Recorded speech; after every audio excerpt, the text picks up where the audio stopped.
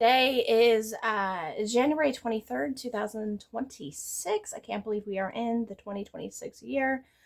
Goodness gracious, my kids are grown. I don't even know who I am anymore. So it is a season of rest, a season of acceptance, a season of learning what an empty nest, so to speak, is like. After 23 years of raising children and having to adapt myself to raise them to meet their needs, I am in that season of my 44th year, wondering, well, I guess this will be my 45th year coming up. And I'm in that season of going, who do I want to be now? Beyond motherhood, beyond, a freelance ghostwriter over at my business, Northeast Kingdom Press. Like, who am I as a person? What do I even like to do? I aspire to go to Ireland, in the next couple of years. I don't even know who that person is, because if you knew me over the last 20 years in the online industry as a mom blogger, a lifestyle blogger, a freelance writer, you would know that I have always been very scared of flying, never mind leaving the country. But I went to Canada recently, so I have left the country, the United States once, even though it's only like a very short, maybe hour drive away. I live pretty close to the Canadian border over here in Northeast Kingdom, Vermont. But today we're not talking about all that nonsense. I am actually feeling like I need to talk about the word of the year and trusting how our thoughts, or realizing how our thoughts actually manifest our reality. Okay, so I'm going to give you some examples. I'm going to talk it through, and I'm going to hope by the end of this, and I pray and hope by the end of this, that there'll be some seeds and information in there that you can go, oh my gosh, I do that. Wow, okay, how can I shift out of this habit I have? Again, I have a book called Habits = Life by Brandy Tanner. You can look that up on Amazon. It is for sale there. So I believe you'll be able to find a link to it on brandyellen.com as well, or any of the links in my social media bios will get you there. Will let you find it. And our habits aren't just our things we eat or the things we do and that sort of thing. It's actually also our thoughts. And that's one of the things we often overlook when we're changing our habits. We don't think about those thoughts we have that are on autopilot. So let me try to dive into this. I do have some notes on my desk to try to keep me on topic. I'm trying to be better about doing that and staying on topic for people. So if you're listening to this and you cannot see my video, you can go to YouTube and look up Brandy Ellen Writes. I do have a YouTube channel over there where I try to upload the video version so you can see my face and my background here as I try to get this podcast going for you guys in 2026. Thankfully, I should have my partner up here working with me at some point. We'll have some amazing conversations, but right now it's just me flying solo. And if ever you want to be a guest to have a conversation about any topics that I cover on brandyellen.com or on my social media channels, let's collab. Let's get on Zoom and have this video and podcast as a joint effort of conversation between two people who are just full of curiosity. So in 2026, my word of the year, every year I choose a word of the year. This year it is trust. I am going to be practicing trust, which is hard for me because there's limited beliefs that I have that say once you give trust to someone, once you fully open up and release your heart to them, whether it's a business, an intimate relationship, a friendship, they're going to betray you. Not only because I think people are evil to me, like that's really not a thought that crosses my mind. I don't think people are innately evil. I think all of us human beings, myself included, are inconsistent. And somehow I have this brain that recognizes patterns, and therefore I recognize patterns in myself and therefore in others. And so this year I'm really trying to focus on trusting people to love me, trusting people to mean what they say, trusting people to the point that I don't overanalyze what they say and what they do. And boy, let me tell you what, this is a hard habit to break, my friends. It is a hard habit. The first step to trusting and learning about where I'm supposed to be in this season of my life is to get untangled with the past. I have a few friends online, and I think we're all guilty of doing this, where we get hyper obsessed about our ex. Our ex damaged us in this way, or our parents hurt us in this way. Something in our past we become so entangled with that we do not realize how much it is impacting our everyday choices today. And as my eyes and heart becomes more aware of my patterns like that, such as I recently realized that and I said it out loud and I was like, where did this come from? I believe that everybody eventually cheats on someone or deceives them. Not necessarily cheating like, a physical thing. But everybody eventually grows tired of each other and they decide to go get their needs met somewhere else.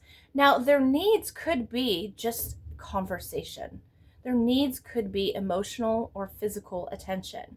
There's lots of needs we have as humans, and we're a tribal people. We're meant to be in a group, and we're meant to have like this tribe of people, right? It doesn't have to be big. Sometimes you get blessed and you have that one person who is your everything, and they can be your friend, your confidant, your therapist, your coach, your everything, and your needs are met. And a lot of people where their needs are met and they hold their relationship, their marriage sacred, are those who are connected with God, I noticed, because they place God at the center. They place a moral compass, an energy source, if you will. They place something that's more important than their selfish desires at the center or on the foundation of their relationship. And they have open communication and they're safe and loved no matter what. I think the key to getting untangled with our past is to recognize that we are tangled with it. Recognize some of the behaviors that come up today or the thoughts. Like, for example, I think I said out loud, I was like, well, eventually, you'll cheat or you'll get bored and you'll go make out with someone else because that's what you do. And I went, what? Like, where do those thoughts come from, right? Is it because I'm afraid I'm going to do that? Is it afraid that I'm afraid someone else is going to do that?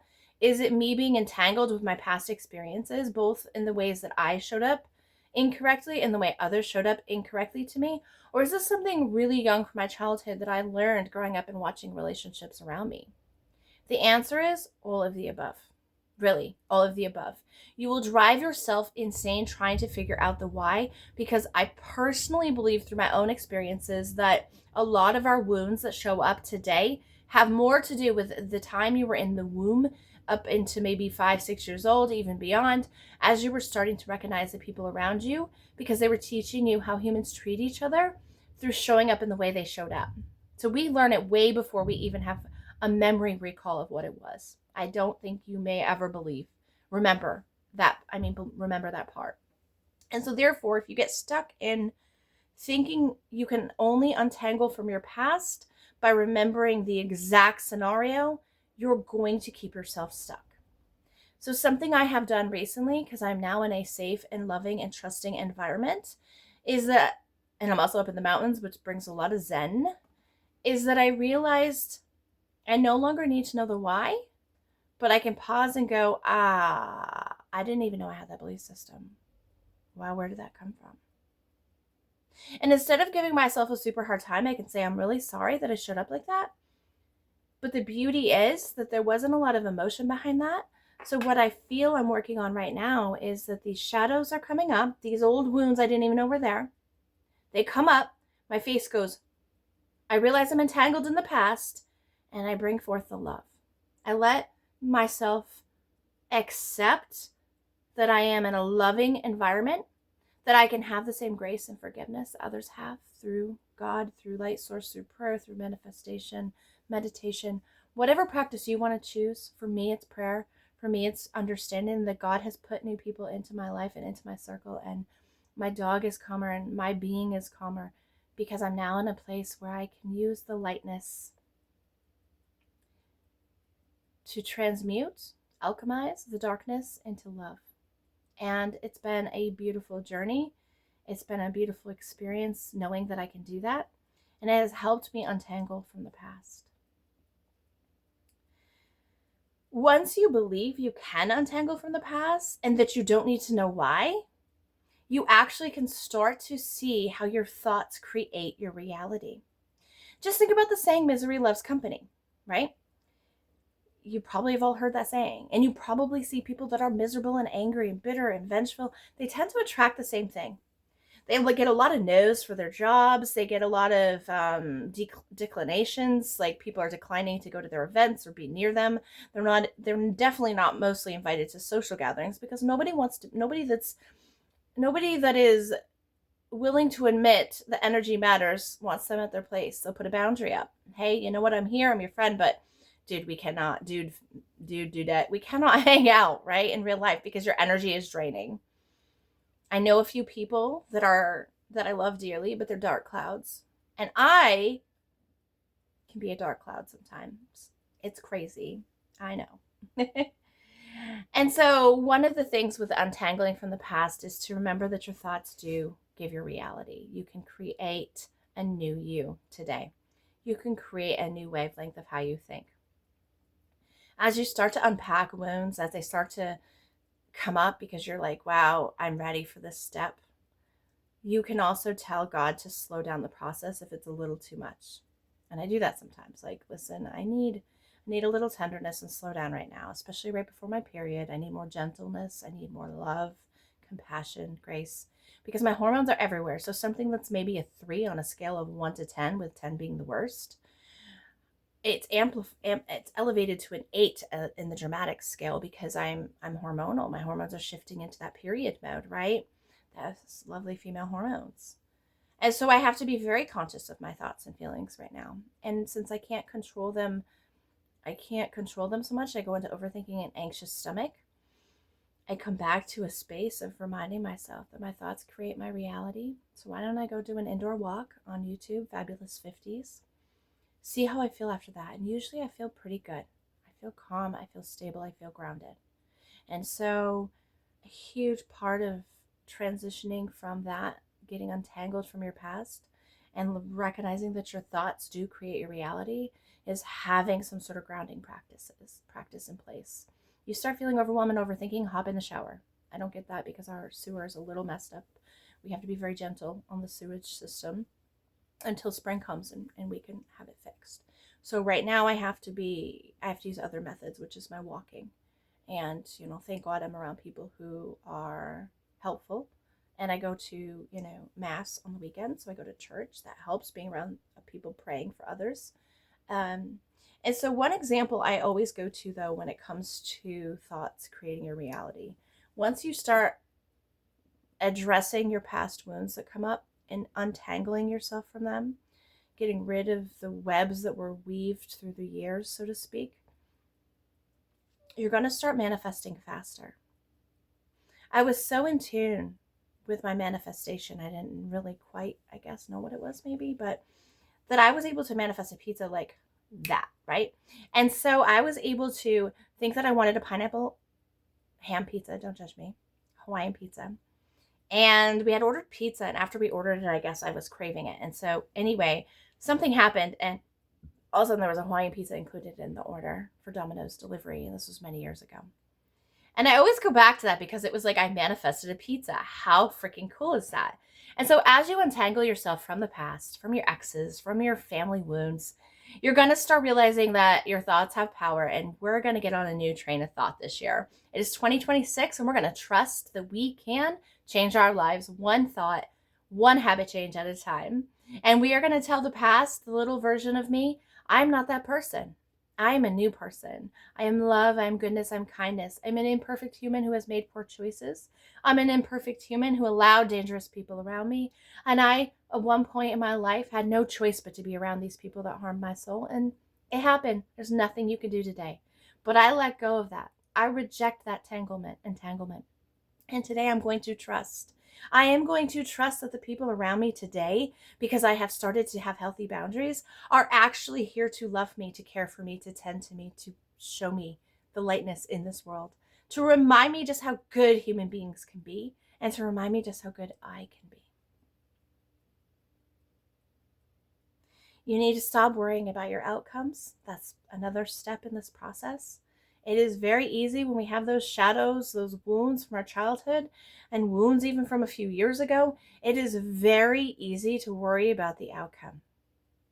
But you're going to be spending so much thought, energy on worrying that you're going to create, aka self-sabotage, your situation and literally create the one thing you worry about most. The thing you don't want, you're creating by thinking about it. Every time you have a worry come into your head, say, you know what? What's meant to be will be. I've survived worse. I've overcome challenges. I'm still here breathing. I may not feel amazing today. I may feel down in the dumps. I may feel sad, depressed. I may feel like woe is me, but guess what? I'm still here. And so in this moment, I'm going to choose to reject the worrying, and I'm going to choose to give hope.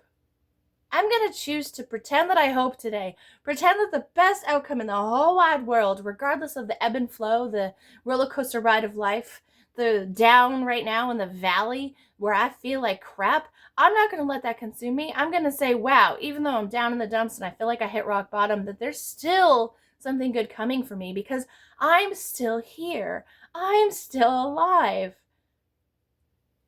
I still have another chance to change my mind.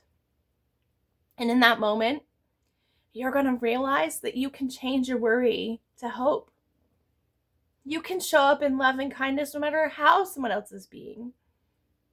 And I bet you might find when you shift, the one person you can control is you. When you shift into that smiley, loving space, you're going to find that goodness comes. You're going to find that all the times you felt like you weren't good enough, albeit maybe they were right back then. Maybe your logic and your experiences told you that you weren't good enough. That you were seeing what you wanted to see. You're going to find that what you want to see now is love, forgiveness, people who stand by you no matter how much you struggle, people that have hope for you and people that pray for you. When you start being around people that pray for you, you've found some good people because they love you. They truly love you and care about you. And since every human being in this world is connected, I want you to learn how to do that for yourself and others. Learn how to pause and pray for someone who's treated you wrong. Pray for someone who cut you off at the grocery store, someone cut you off at the best parking lot at the store, someone who is going really slow on the road and you're in a hurry to get somewhere. Pray and thank God for that pause and that moment. Because that pause with a slow driver in front of you, that interception at the grocery store parking lot, the interception at the person who rushed ahead of you in line and cut you in line, you never know what that moment of pause was protecting you from in your future. You just don't know. And so today I pray that we all find a space to learn again and feel again and trust again. Because we are all worthy of love. We were born of love and joy. We're born with light in our hearts and joy in our soul. And this world breaks us down. Sometimes maybe we deserved it. And sometimes maybe we didn't. But you're a new person today. It's 2026. Today you get to choose to untangle yourself from your past belief systems, to unpack them, to trust that you are worthy and valuable, that you can make it new, that your spirit guides, your guardian angels, and your God is on your side. They all want what's best for you. And if you can get people around you in this real human world, in this lifetime, that exhibit the qualities of compassion, grace, and love, no matter how badly you show up, keep those people in your life. Because they are a rare few in this world. And we need more people like that. So thank you for listening today. You can see buymeacoffee.com/Brandy Tanner, Brandy with a Y. If you want to donate, buy me a coffee. Maybe a pick me upper because I'm sitting here crying on my podcast and on the video. But I just feel so much right now. So much hope. So much love. And I want you guys to feel the same. Till we meet next time, please remember, your thoughts create your reality, and you have a choice every minute to change your mind. Much love. Keep smiling. I'm cheering you on from Vermont as we venture into really cold, frigid temperatures. Much love. Peace out.